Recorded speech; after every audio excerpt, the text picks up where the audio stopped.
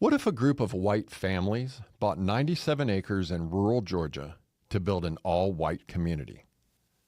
What if they said, we're not racist, we just want to feel safe and raise our kids with people who share our values? Would that be okay with you?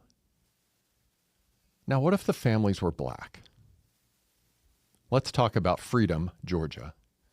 When Matt Walsh posted recently about this project, real black families buying land, building their own town, people exploded. And I'm not just talking about one side. Conservatives screamed, reverse racism. Liberals screamed, finally, a safe space. And everyone missed what's actually happening. This isn't a race issue. This is a freedom issue. These black families didn't riot. They didn't call a press conference. They didn't even ask for government funding. They just said, let's stop waiting on politicians to fix things and build something ourselves. That should have been the end of the story. But instead, everyone lost their minds. Why? Because it messed with something sacred to the people in power. Control. Let me ask you something. If Orthodox Jews want to live near each other, is that segregation? If military vets buy land next to other vets, do you call that a hate group? If seniors move into a 55-plus retirement village, are you demanding federal intervention? No, you don't even blink. So why does Freedom, Georgia make people so uncomfortable? Let's rewind a bit. Black communities used to thrive, even under absurd pressure. Think Tulsa. Think Black Wall Street. Think all the small towns and neighborhoods that built wealth, safety, and schools without anyone's permission. And then came the government help. Forced busing, forced zoning, forced integration.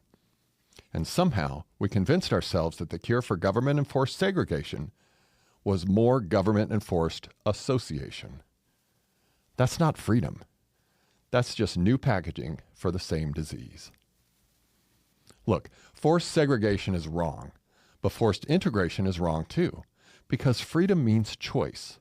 And when you take away people's ability to choose where and how they live, that's not justice. That's just your version of control.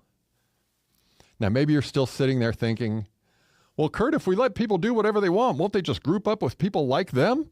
Yes, because that's what humans do. It's not racism, it's preference. Birds of a feather flock together, unless the government's got a clipboard and a zoning permit. Here's the part nobody wants to say out loud. Freedom doesn't mean everyone lives together. Freedom means everyone gets to choose. And the moment you start deciding who gets to build what and where and with whom, you're not building equity. You're building a caste system with better branding. You say you believe in equity? Great. Let people build what they want to build. You say you want strong communities? Then stop using laws to break them apart every time they don't fit your narrative. Here's what Freedom, Georgia did. These folks didn't protest. They didn't complain.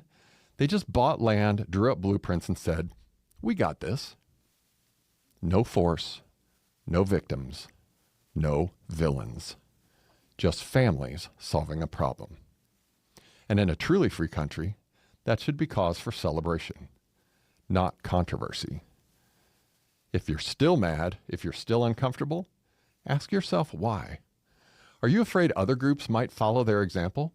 Do you believe people can't be trusted to build their own neighborhoods? Do you think the government should decide who lives where? Because if you said yes to any of that, you don't want freedom. You want control. And if that's your thing, cool. Just say it out loud. But don't pretend it's justice. The truth is, human beings have always chosen who they live near. Sometimes that's based on culture. Sometimes it's language. Sometimes it's religion or history or shared goals. That's not oppression. That's called community. And when communities are built by choice, not by force, everybody's happy. Everybody wins.